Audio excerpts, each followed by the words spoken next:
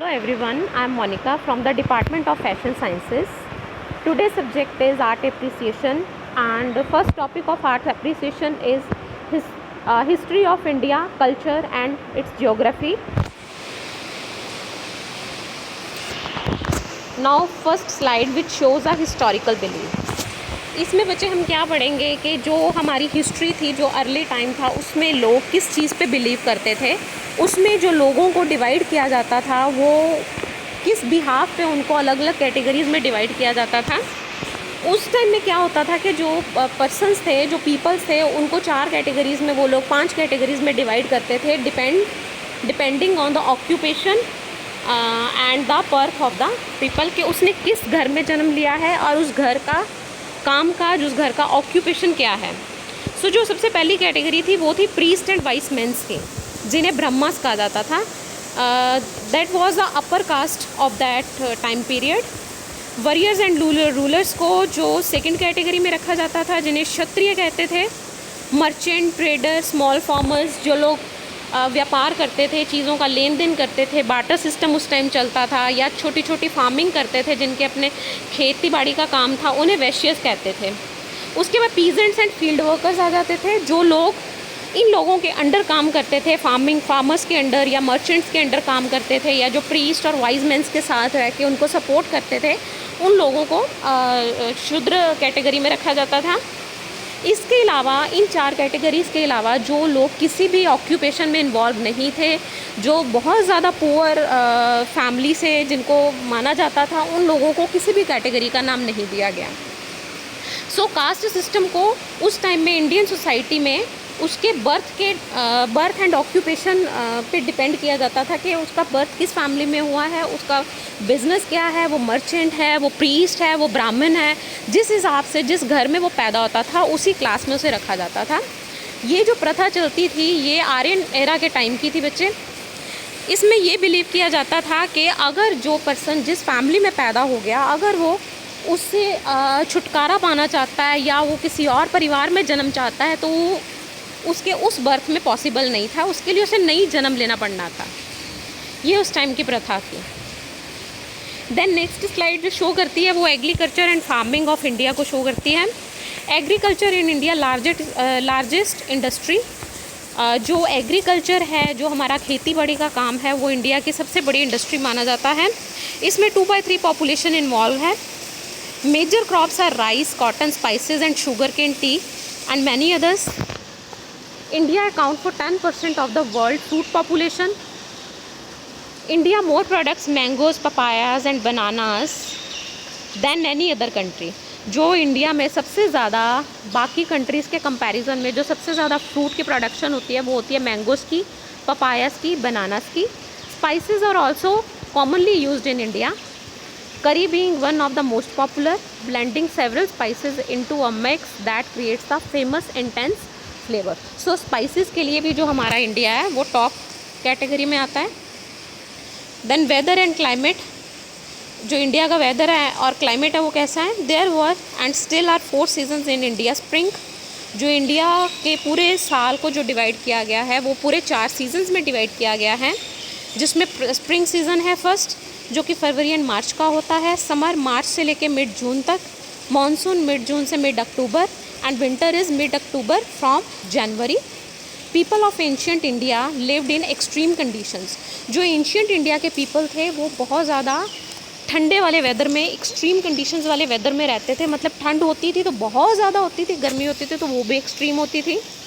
April and May are the hottest month of the year. जो April और मई को hottest month माना जाता है इंडिया में। Temperature rising 50 Celsius in some parts of the country. Summer monsoons are when most of the rain comes in. If monsoon season comes late, then the agriculture fails. अगर monsoon आने में time लग जाए, monsoon जल्दी आ जाए, तो भी जो एग्रीकल्चर है उसको बहुत ज़्यादा नुकसान होता है। अगर मानसून बहुत लेट हो जाए तो भी जो खेती बाड़ी की होती है, फार्मर्स ने सब क्या होता है, वो सारा उनका ख़राब हो जाता है। सो बोथ कंडीशंस जो हैं मानसून की वो डेंजरस हैं एग्रीकल्चर के लिए। The rainfall in India unpredictable. There can be long droughts and intense floods. India में हम ये नहीं अनुमान लगा सकते कि रेनी सीज़न है वो कब स्टार्ट होगा। वो कई बार लेट हो जाता है और कई बार बहुत जल्दी आने से क्या होता है, इससे ड्राफ्ट बाढ़ वगैरह आनी शुरू हो जाती है, जिससे इंडिया के कई पार्ट्स में कई जो इसकी स्टेट्स हैं उनमें बहुत ज़्यादा नुकसान भी होता है। In winter months the temperature can get as low as 5 degree Celsius. 5 degree Celsius तक जो टेम्परेचर है वो विंटर्स में पहुंच जाता है, जैसे कि एक्सट्रीम कोल्ड वेदर हम कह सकते हैं। So next slide, natural resources of India. अब इसमें हम जो बात करेंगे वो रिवर्स की बात करेंगे, जो मेजर रिवर्स हैं इंडिया की। इट बिगिनस, फर्स्ट है बच्चे Brahmaputra river. It begins from Himalayas, Himalaya से स्टार्ट होती है ये। The water in river is clear and cold and a great source to drink from. It gets slower and deeper as it moves to the valley, making it easy to collect water in summer, monsoon, rain and more water to the river. It meets another river, the Ganga at last. The land where two rivers meet is good for farming and they formed in the area. It is one of the major river of Asia. The name of river means son of Brahma in Sanskrit. Sanskrit में ब्रह्मा पितृ को ब्रह्मा का सन कहा गया है। सबसे ज़्यादा deep river and slow चलने वाली रिवर ये जो हिमालयस की रिवर इसको माना जाता है। इसके 2 मीट्स होते हैं बेटा, गंगा पे जाके ये रिवर गंगा से जाके मिलती है। The name of river means the son of Brahma in Sanskrit and it is about 1800 miles. 2900 kilometre तक जो इसकी लेंथ को माना जाता है, कि इसकी लेंथ जो है कितना, मतलब इसका बहाव कहाँ तक जानता है, 29 किलोमीटर तक। सो सेम गंगाज रिवर, ये भी हिमालयाज़ की रिवर है, सब कॉन्टिनेंटल रिवर माना जाता है बच्चे।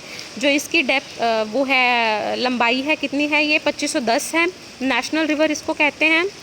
ये भी हिमालय से स्टार्ट होती है and it contains some of the most of the farmland in the world.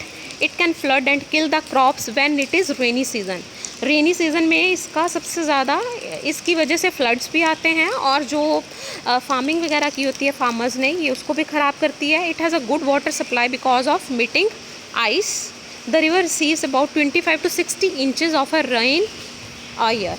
25 से लेकर 60 इंच तक इसका लेवल जो है वो हर रेनी सीज़न में बढ़ता है। देन हिमालयज़ माउंटेन, जो हमारे हिमालय में हिमालय के सबसे ऊंचे माउंटेन, वर्ल्ड में सबसे ऊंचे माउंटेन हिमालयज़ माउंटेन को माना गया है। It is located one of the northern border of India. Highest mountain हैं ये पूरे वर्ल्ड के। It is about 5.5 miles tall. The name of mountain means home of snows. इन्हें बर्फ़ का घर भी कहा जाता है। The peak are always covered with ice and snow. Mountain Everest and K2 are part of Himalaya mountain. It gets slightly taller every year. हर साल इनकी जो अर्थक्वेक्स की वजह से या जो लैंडस्लाइड्स होती हैं उनकी वजह से हर साल इनकी हाइट जो है वो थोड़ी थोड़ी बढ़ती जाती है। It causes earthquakes and landslides common in the area. Some of the major rivers in the world start in the Himalayas. Then Indus river, this river also start from the Himalayas mountain. The water is provided from the meeting snow and ice. Many types of fish live in river and are good to eat.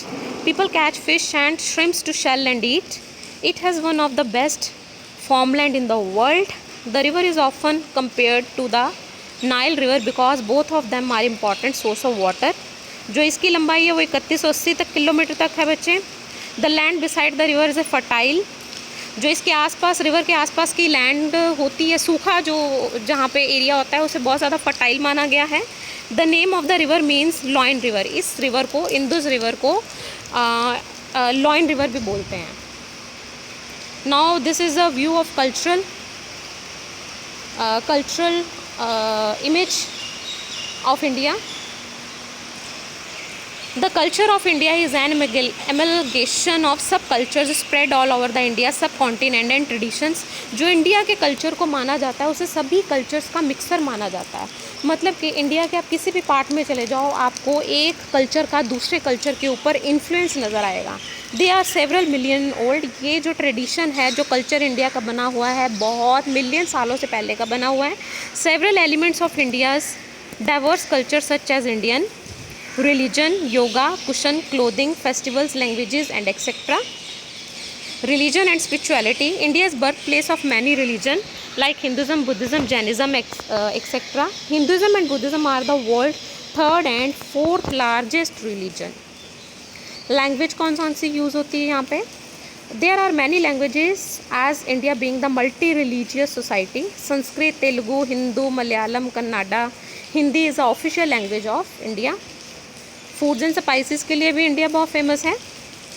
जो इसमें question categories are northern, southern, eastern and western food सारे मिलते हैं बच्चे। India is the world's second largest producer of food after China. China के बाद दूसरे rank पे इंडिया का नाम आता है, जो कि सबसे ज़्यादा फूड की लार्जेस्ट फूड का प्रोड्यूसर माना जाता है। Festival, India is multi cultural and multi religious society, celebrates festivals of various religion. Many states and religion have different festivals depending on the religion, such as Navratri, Diwali, Ganesh Chaturthi, Durga Puja, Holi, Rakshabandhan, Dussehra and Ramzan are the most important festivals of India. Epics, the oldest well known epics is India's is Ramayana and Mahabharata. जो सबसे पुराने हमारे ग्रंथ हैं उनमें रामायण और महाभारत आता है। एग्रीकल्चर, एज हमने भी पीछे भी पढ़ा था, जो हमारा इंडिया है वो सेकेंड लार्जेस्ट प्रोड्यूसर है राइस एंड व्हीट में। एग्रीकल्चर में जो सपोर्ट है इंडिया की इंडस्ट्री को वो बहुत ज़्यादा है एग्रीकल्चर इंडस्ट्री की। India is one of greatest producer of cotton, sugar cane, peanut, jute, tea, spices and pulses also. Clothing, traditional clothing in India generally varies. Different parts of countries have different styles of dressing, such as sari, churidar for women, for men dhoti, trouser, shirts etcetera. Music and dance, there are many well known dance forms. Kuchipudi Andhra Pradesh में चलती है, भरतनाट्यम तमिलनाडु, कथकली, ये सब जो हैं India के traditional dance styles हैं जो कि काफ़ी फेमस हैं। So there are some Indian personalities. First is Shah Jahan, जिसने कि ये ताजमहल बनाया था मुमताज़ के लिए। This image shows the Mumtaz. India personality जो नेक्स्ट है वो है हमारी मदर टेरेसा, जिनको कि अवॉर्डेड किया गया था नोबेल पीस प्राइज़ के लिए। उनकी ह्यूमैनिटी जो उन्होंने आम लोगों के लिए जो उन्होंने सेवा की थी उसके लिए। देन महात्मा गांधी, जैसे कि हम सभी जानते हैं, he is the father of the nation, जिन्होंने हमारे देश को आज़ादी दिलवाई थी। Then another is prime minister of India Jawaharlal Nehru, जिन्होंने 5 साल की जिन्हें हम चाचा नेहरू भी कहते हैं, जिन्होंने 5 साल की योजना स्टार्ट की थी कि हर 5 साल बाद जो है वो संविधान जो इंडिया का है, जो इंडिया के रूल्स एंड रेगुलेशंस हैं, पॉलिसीज़ हैं, वो चेंज होंगी। सबसे पहली जो 5 साल की योजना इन्होंने ही बनाई थी। इंडिया जो नेक्स्ट पर्सनैलिटी हैं वो हैं Rabindranath Tagore. He was a Nobel laureate is also one of the great poets of India. India के ग्रेट पोइट माना जाता है इनको, रविंद्रनाथ टैगोर को।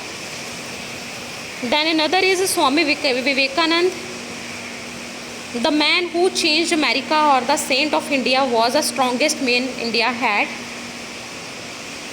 So बच्चे, इस प्रेजेंटेशन में हमने जो समझा, जो हमने इसमें देखा है, उसमें हमें यही पता लगा है कि जो इंडिया का पहले का हिस्टोरिकल कास्ट सिस्टम था और जो आज इसका कल्चर है या जो ज्योग्राफी है उसमें कितना चेंज है। पहले इंडिया की जो पॉपुलेशन थी उनको उनके ऑक्यूपेशन के अकॉर्डिंग डिवाइड कर दिया जाता था, उनके सोशल क्लास में उनकी कैटेगरीज बना दी जाती थी। बट आज जो एग्रीकल्चर है वो मिक्स हो चुका हुआ है, वो पूरे इंडिया का कल्चर, पूरे इंडिया का जो ईटिंग हैबिट्स है या उनका लाइफस्टाइल है, उसका इन्फ्लुएंस एक का दूसरे के ऊपर बहुत ज़्यादा है, जिससे कि इंडियन की इकॉनमी को एक दूसरे की बहुत ज़्यादा सपोर्ट मिलने से जो हमारा पूरा इकॉनमी का